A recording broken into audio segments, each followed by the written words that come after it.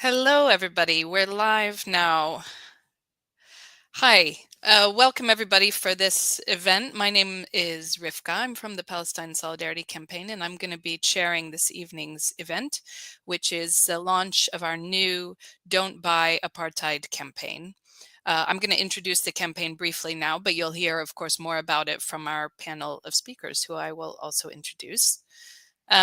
Just to say, we've been preparing this campaign for some time now, of course, but unfortunately, it's more timely than ever before as Israel has launched a renewed set of horrific attacks on Palestinians in the occupied and besieged Gaza Strip over the past few days, resulting in devastating new levels of destruction and killing. To the extent that Defense for Children International Palestine reported that yesterday was one of the deadliest days for Palestinian children in recorded history. So this new phase of Israel's genocidal war calls for a renewal of our solidarity with the Palestinian people, and of course also an escalation of our campaigns to boycott, to divest from, and to sanction apartheid Israel. And our new campaign that we'll be discussing tonight, the Don't Buy Apartheid campaign, is just that. For this campaign, we're calling on all individuals, as well as shops, cafes, restaurants, to take two key boycott actions in solidarity with Palestinians. The first one is to boycott Israeli produce. You've seen that produce in the shops, avocados, peppers, herbs, and dates, other things like that, that Israel exports to Britain. And the second ask is to boycott Coca-Cola and its brands such as Schweppes, Sprite, Innocent, and Costa Coffee.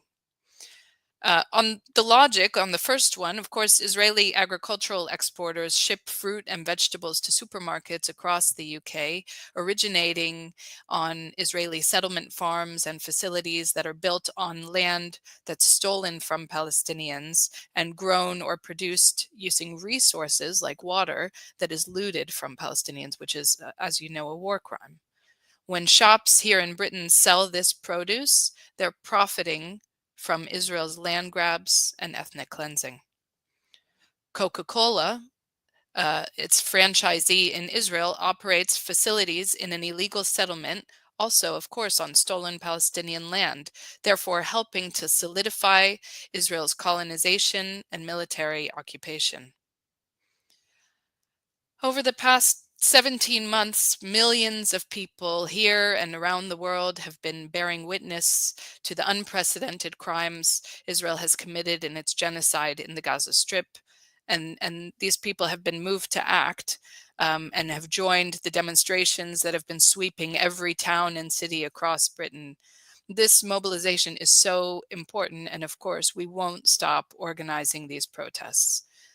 But we also need to step up our campaigns as Palestinians continue to face down Israel's attacks, including, of course, the suffocating siege and bombardment of the Gaza Strip, but also the daily military invasions in the occupied West Bank. So when we're not in the streets protesting, it's more urgent than ever before that we develop our boycott campaigns to take aim at the corporations that enable Israel's settler colonialism, military occupation, and apartheid. Of course, many of us have already been participating in boycotts of companies enabling Israeli apartheid, but having a laser focus, which is what we're doing with this new campaign, on a few companies and a few products makes it easier, number one, to build a mass campaign that's easy to communicate to new people. Of course, we know that there are new people that are waking up and seeing Israel's crimes for the first time now. So it's really important for our campaigns to be easy to communicate and easy to pick up. So that's part of the logic of this. But we also want to consolidate our energies so we can ensure that our boycott actions are causing real economic consequences for corporations that are enabling Israel's oppression of Palestinians. We don't want our energy to be diffused. We want it to be specific, focused, and targeted. And that's the logic behind the campaign that we're launching here tonight. I'm going to stop speaking now. You'll hear more about the details of the campaign and also some of the historical context and some inspirational examples that people can take to help in the organizing. Let me just say now, we're going to be putting information in the chat as we go along about concrete actions you can take and ways to get involved in this campaign. And I'll say more about that also at the end of the panel. So I'm going to turn to our speakers now. I just want to say we have apologies from one of our scheduled speakers, Georgia from the Palestinian BDS National Committee. Of course, this campaign was developed in close coordination with the Palestinian BDS movement. So they've completely endorsed and support this campaign, but unfortunately we won't have that speaker tonight.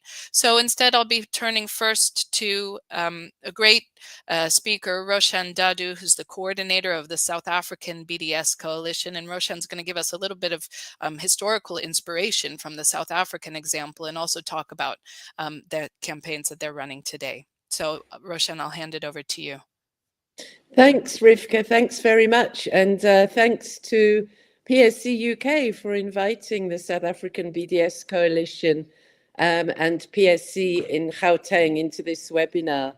And I think I should start by saying I was born and grew up in the UK as my parents were active members of the liberation movement, the ANC and the South African Communist Party in particular. And they were in exile. So I grew up boycotting apartheid South Africa. And then, of course, since 2005, and the broadest coalition of civil society in Palestine issued the BDS call that was closely modeled on our call made to boycott apartheid South Africa. We're now campaigning to boycott apartheid Israel. And so I was looking, just to remind myself of the history a bit of our anti-apartheid movement, and particularly in the UK. And I really, really recommend looking at the anti-apartheid movement archives. It's at aamarchives.org. And thanks very much to Christabel Gurney, who worked for many years in the anti-apartheid movement and then is now the chair of the Archives Committee, and managed to digitize about, it's like literally every poster, badge, leaflet, document you can imagine. And so every time you look in there, you end up going down a rabbit hole.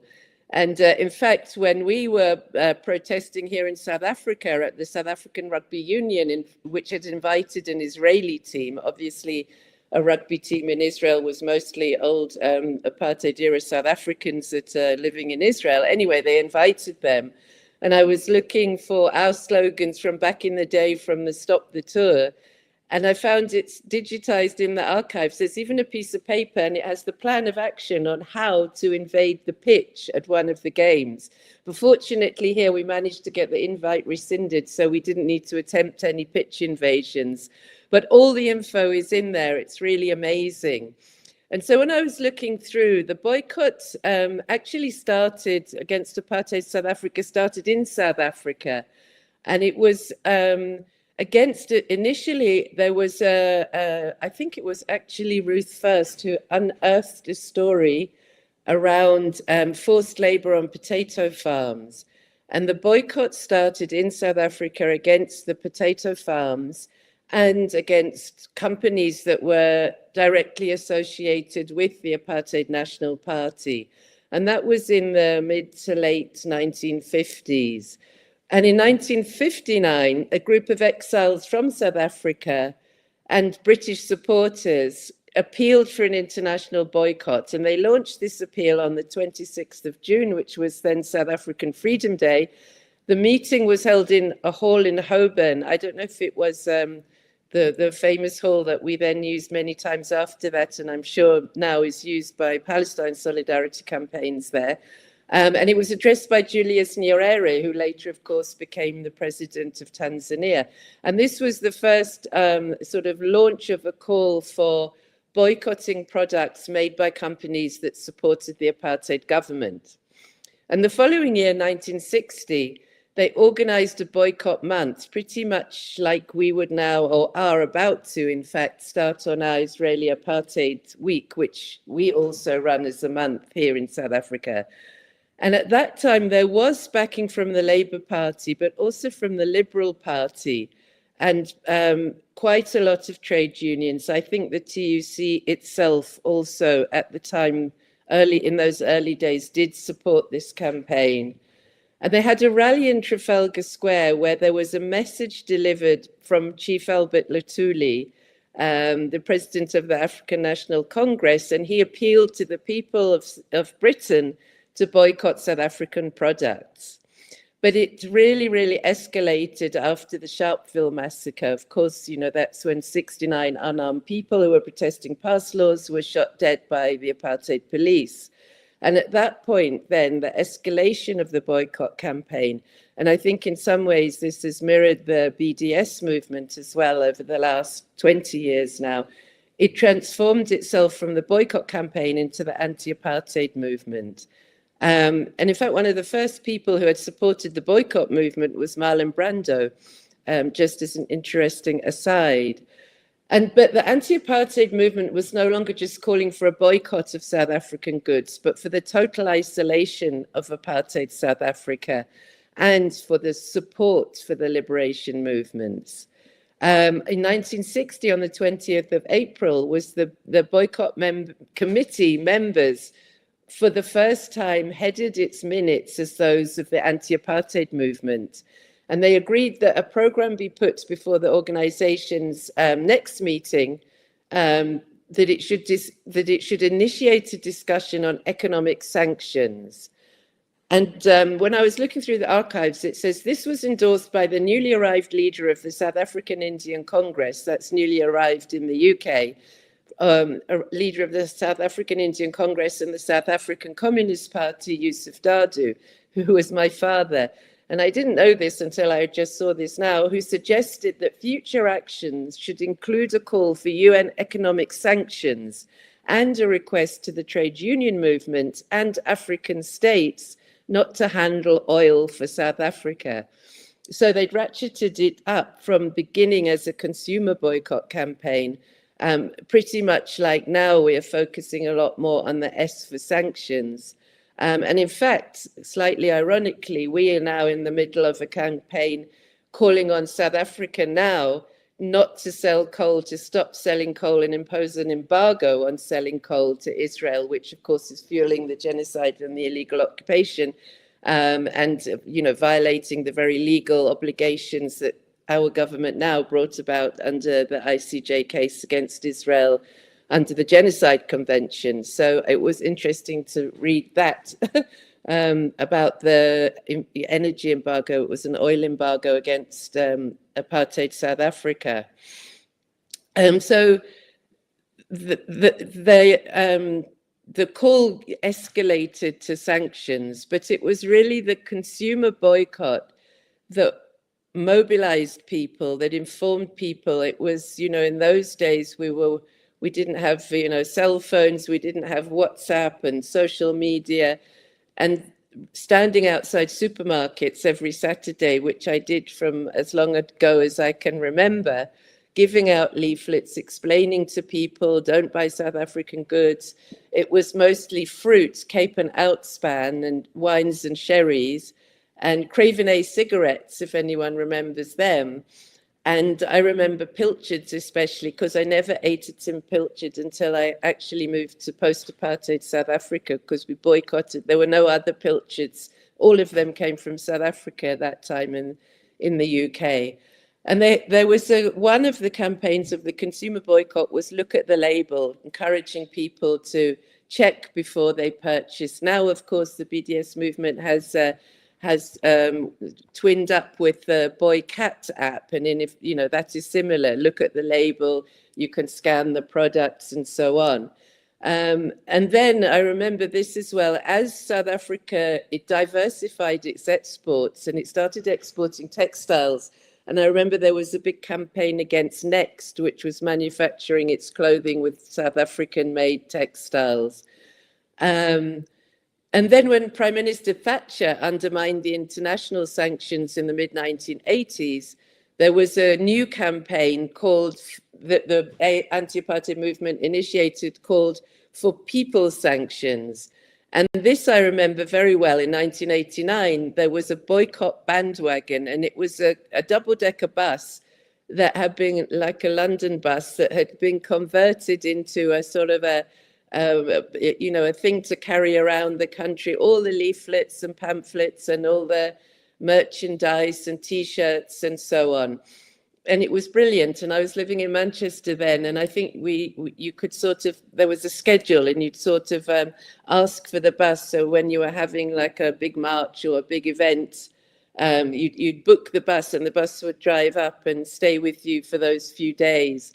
And it obviously had a loudspeaker system. It was really good.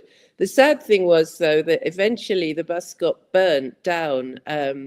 It was completely burnt down. It must have been some kind of fascists or, whoever didn't really take to the idea. But I thought that was a brilliant thing. And I was trying to suggest that maybe we should try and look at something like that here. And then the campaign spread, to gold, coal, tourism, and, it sort of escalated from the initial sort of consumer boycott products. But I do think one of the things that is most effective about the consumer boycott, apart from having the economic effect of making the economic effect against Israel, it's also the way it is a tool of mobilizing people, of talking to people, of getting people informed, getting people feeling they can do something.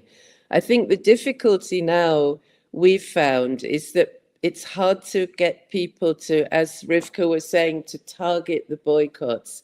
And it's not effective if you just boycott everything. So we are also trying to say these 5 companies, one of which is a South African company where the owner who built his company on the back of being a white South African under apartheid, very soon after the 7th of October, he made public appeals raising money for Israel's war fund. So that's the one company. And then we're also looking at global campaigns, because obviously that's more effective. We're hopeful. I saw just now that Reebok may have decided it's not worth the while to continue its sponsorship of the Israeli soccer team. So hopefully that might be another bit of good news. But I think, targeting the boycotts and using the opportunity, standing outside shops, protesting to managers of shops about products coming from Israel, campaigning to get them off their shelves. There was a big campaign against Tesco's at one point during our struggle, because they were stocking a lot of South African goods. And every time I went to Tesco's with my mum, she'd be in there demanding to speak to the manager and complaining about the goods on the shelves. And it's remarkable the way that ultimately people all over Britain, and not just Britain, I mean, it has to be said that it was, in fact, countries in the global south that put the pressure on internationally for sanctions and directly assisted, in many cases, the liberation movements. And of course, there was at that point the Soviet Union and the other Eastern European countries that gave practical and material support to liberation movements. And of course, we live in a very different world today. But again, I think, when I was looking through the history, it mentioned the fact that when initially the boycott campaign took off in the 59-60, it did, in a way, hit the zeitgeist of the times. And in a way, it's what we would now, and what the Palestinian BDS movement looks at as intersectional struggles. It hit the sort of button of a wave of, anti-racist protests, the civil rights movement in America, the CND, the anti-nuclear movement, the support, in a way, the support or pockets of support from the left and the new left in Britain for anti-colonial struggles. And so I think, in a way, that is, again, similar to now, although it's so depressing right now, seeing what the apartheid bloody Zionist entity is doing right now in Gaza and, of course, the West Bank. I think, we have to use this moment to really ratchet up our campaigns. And I must say, everyone here, the activists here, are so impressed by the video that PSC UK has made for this new campaign.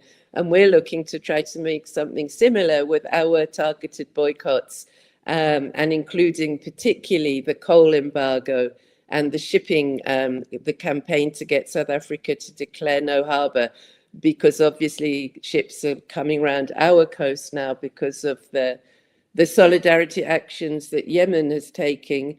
Means there's a lot of shipping, routes now coming through South Africa. And having taken that bold step in the ICJ and the bold step of forming and being part of the inaugural grouping of the Hague Group, now we really think it's time for action. And so those are just some of our campaigns. And we really, really fully support your campaign, and we'll copy your video if you don't mind. Thanks, Rivka. I'll stop there.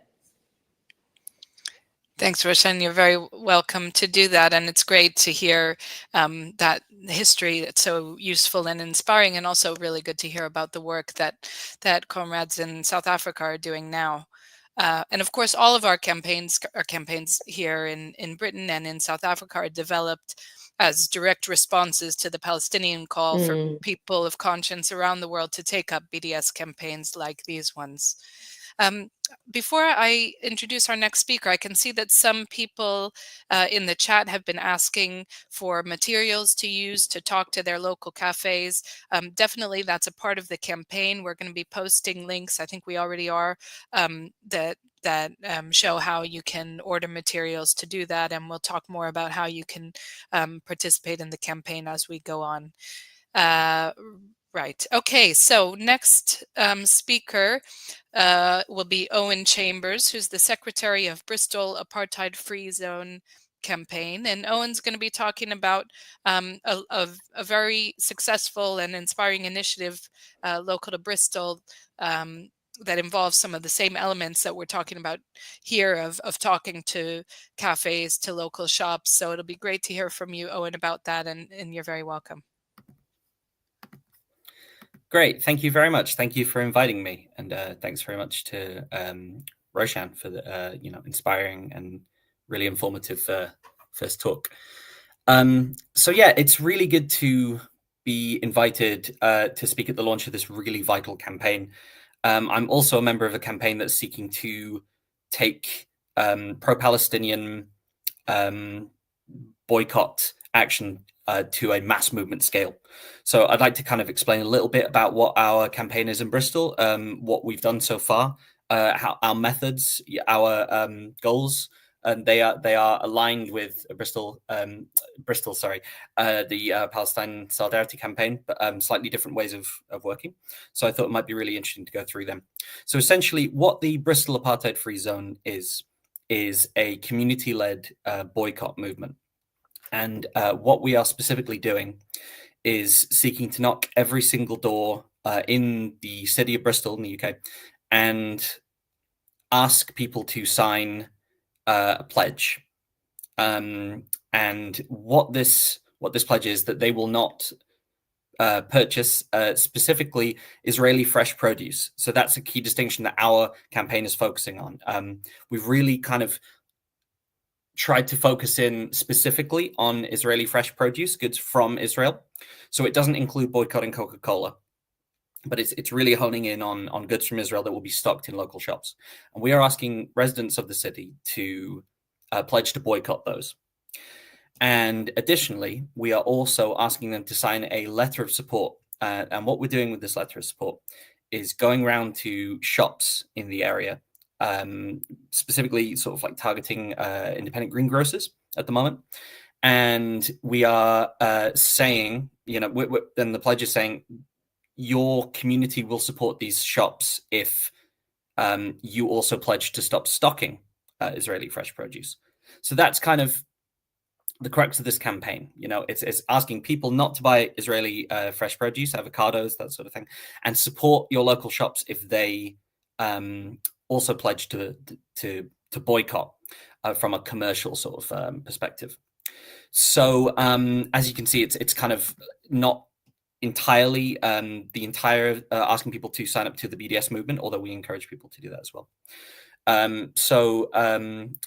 It's been interesting hearing a little bit about the previous speaker, the perspective of the links between this and the South African apartheid campaign. Our campaign is very inspired by a previous initiative in the St. Paul's area in Bristol in the mid 80s, where a group of local residents, mostly sort of young Black socialists, set up the St. Paul's apartheid-free zone, where they did something similar, asking neighborhoods to boycott South African produce, and they were very successful. They managed to, get a local Tesco supermarket to stop stocking South African produce, which was a huge achievement. So we're kind of inspired by something in our local area, specifically, that has worked before. And something else we're really inspired by and is crucial to our campaign is the tenants union ACORN. So this is like a community-led union that helps with tenants' rights. And so we kind of worked very closely with them to develop our sort of like canvassing technique, so to speak. Because what I'd like to emphasize is the crux of our campaign is door knocking.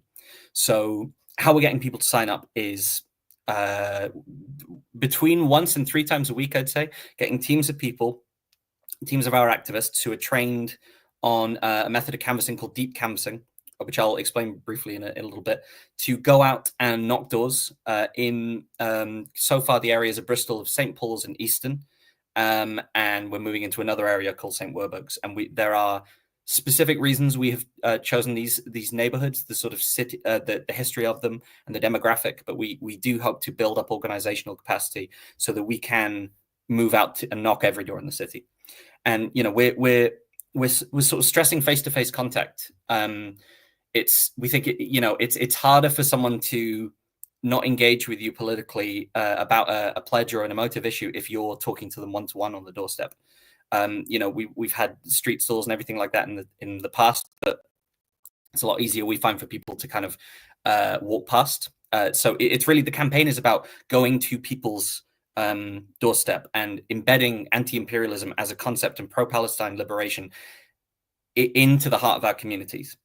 And what we've really found so far is that people are crying out to support this campaign and to support Palestinian liberation. I think there is a sort of a large-scale gaslighting by mainstream media to convince people that people don't care about a genocide they can see happening before their eyes.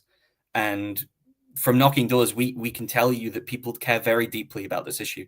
And what we're trying to do is give them a really simple way that they can start to fight back against imperialism, to take all that sort of sorrow and rage and channel it and organize it, point it to where it needs to go. And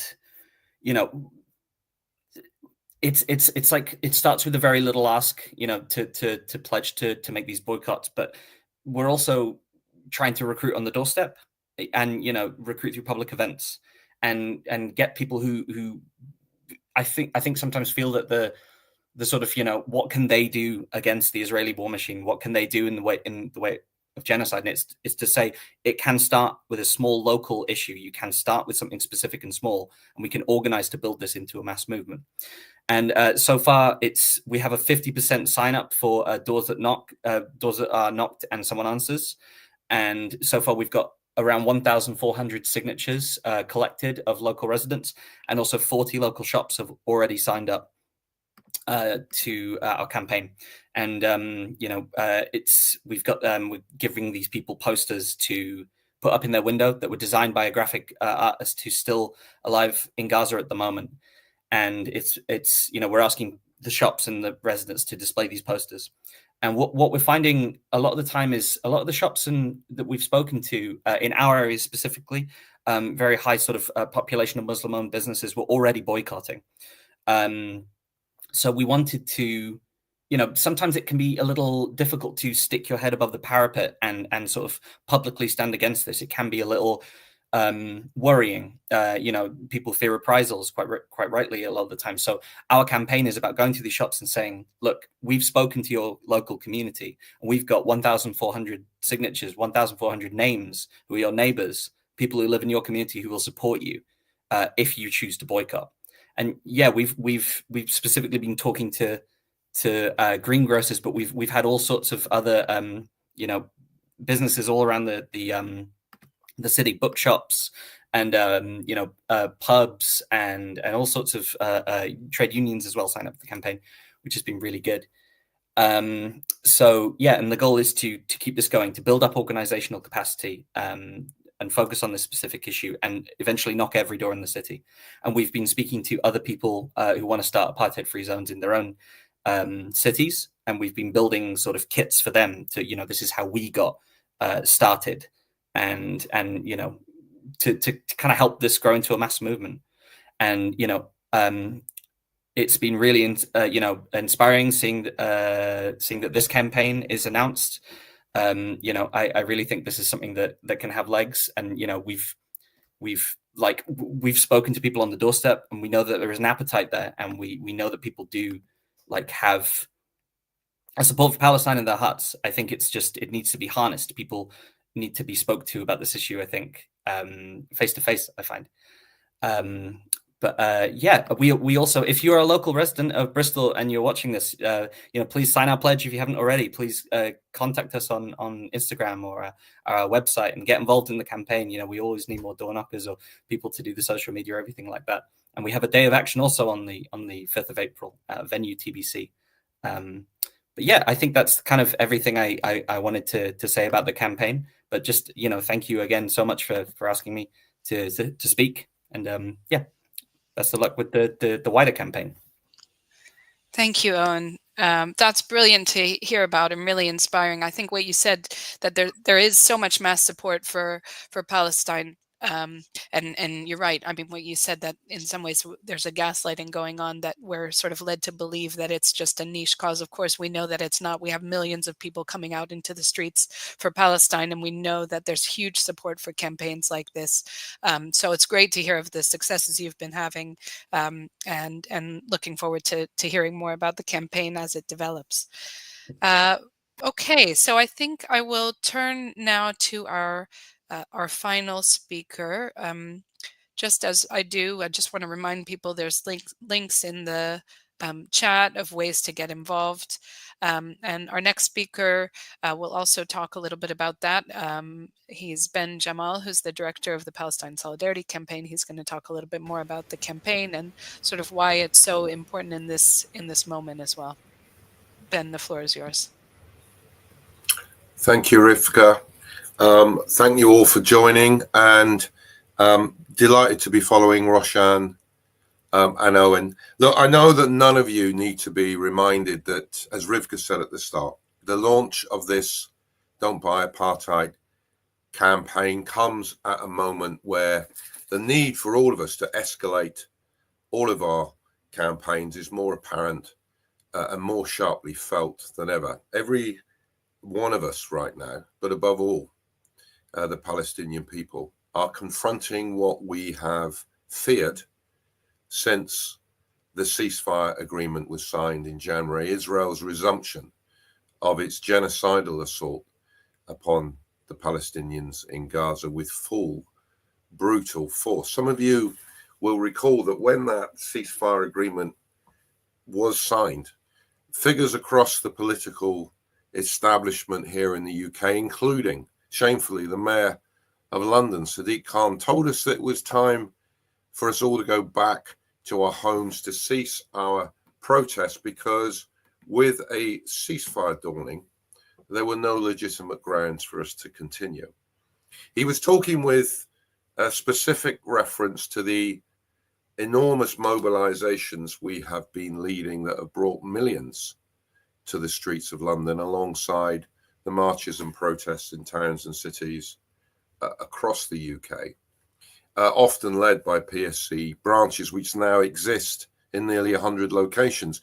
But at that time, we made it clear that we would continue to protest, because we knew and had learned over many years certain fundamental truths. Firstly, that Israel has violated every single ceasefire agreement, every peace agreement it has ever signed. And here we are, 2 months later, before this week dawned, Israel had breached, according to one calculation, the agreement over 900 times. Before this week dawned, it had already killed over 150 Palestinians by drone strikes and sniper fire, had violated agreements about allowing the flow of appropriate levels of aid, had reimposed a full blockade on the entry of all food, fuel, medical supplies, and of course cut off electricity. 2 weeks ago in the Knesset, Netanyahu tried to impose new terms, saying that he demanded the immediate release of all hostages, and that if they weren't, he would unleash hell upon the people of Gaza. But even if the hostages were released, he would renew the military assault. And now, of course, he is fulfilling that barbaric, inhuman promise, sending back in the fighter jets, bombing what is left of Gaza's homes, killing over 400 Palestinians in one night, most whilst they were sleeping, wiping out entire families. So, to frame the launch of this campaign, our protests do not stop. We were back out on the streets of London last night. We will be back out again on Saturday, as will people be in towns and cities across the UK. Now, those mobilizations, those street protests are important in delivering a clear message to our Palestinian brothers and sisters of the strength and size of support for their struggle from people of conscience in the UK. They provide that empathetic cornerstone of solidarity, that fundamental message of empathy that you are not alone, that an injustice and a crime against you is a crime against all of us, that we stand with you. But what Palestinians require of us for meaningful and effective solidarity is not altered, even in this darkest moment in the struggle for liberation. It was reinforced for us at PSC by Omar Barghouti, the co-founder of the BDS movement, when he spoke at our annual general meeting in January, where he reminded us of our fundamental responsibility not to do the Palestinian people any harm, which means taking action in support of the call for boycott, divestment and sanctions by campaigning to end all of the complicity of our government, our public bodies, our companies and our corporations, without whose support Israel would not be able to sustain the 76-year system of colonization, occupation and apartheid, which has laid the foundations for this current genocide. So that is why we do campaign for government sanctions, and of primary importance right now, an arms embargo. That is why we have been leading campaigns across the UK calling for local authorities to end their complicity by ending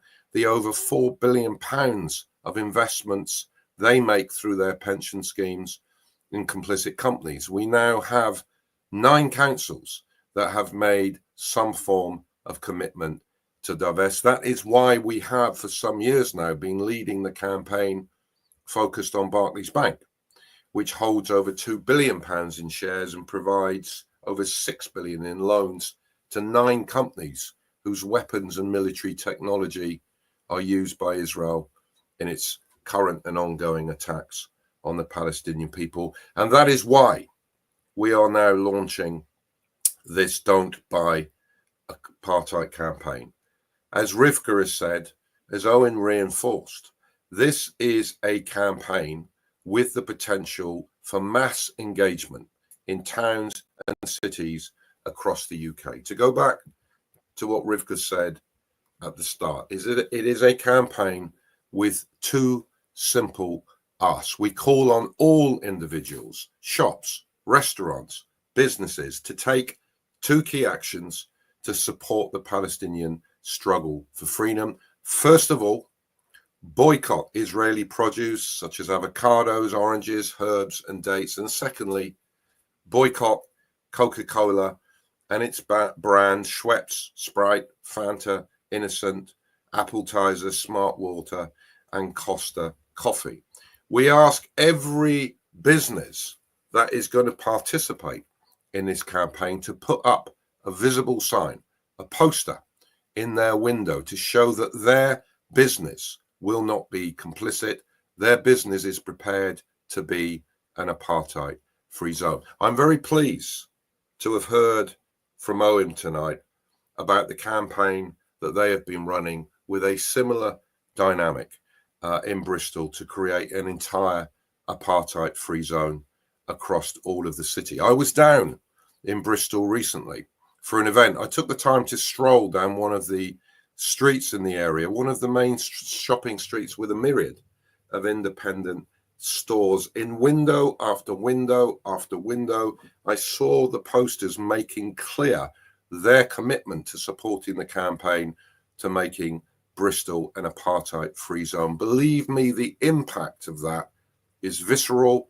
It is galvanizing. It gives an immediate manifestation of the size of the community of resistance that is being built in this country in solidarity with the people of Palestine. So I reiterate, this is a campaign that we think has the potential for huge impact. And to reiterate again, the logic of the campaign that Rivka mapped out, by having a laser focus that is easy to communicate, we can maximize the pressure on complicit companies and increase our impact. By focusing together on the same targets across Britain, we can ensure that our boycott actions are causing real economic consequences for corporations that enable Israeli apartheid. And by focusing, as Roshan said, on a limited number, on just two project ranges that are easy to replace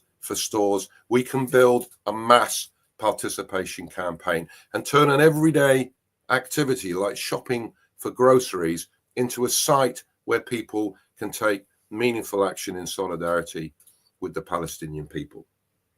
So please join us as the bombs fall once more upon the people of Gaza. Join us in all of our actions. Join us in our continuing protests. As I said, we will be out again in London and in streets and towns across the UK on Saturday. We are making plans for our next national march.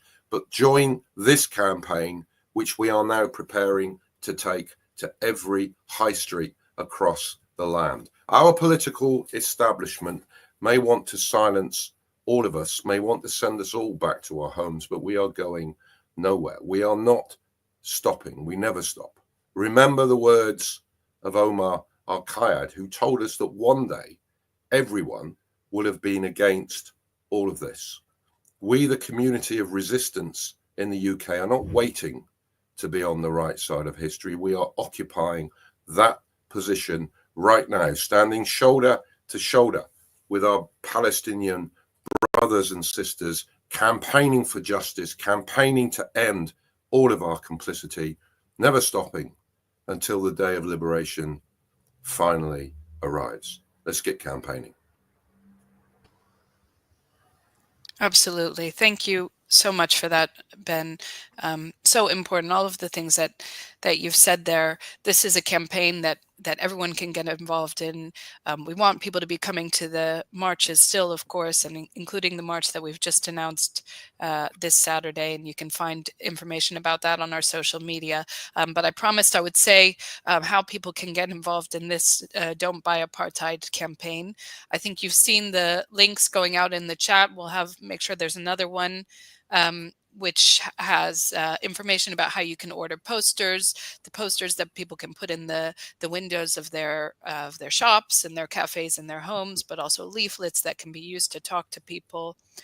We want everybody to look at that and start ordering, because the first Don't Buy Apartheid Day of Action is coming up on Saturday, the 5th of April. So you have a few weeks to prepare for it.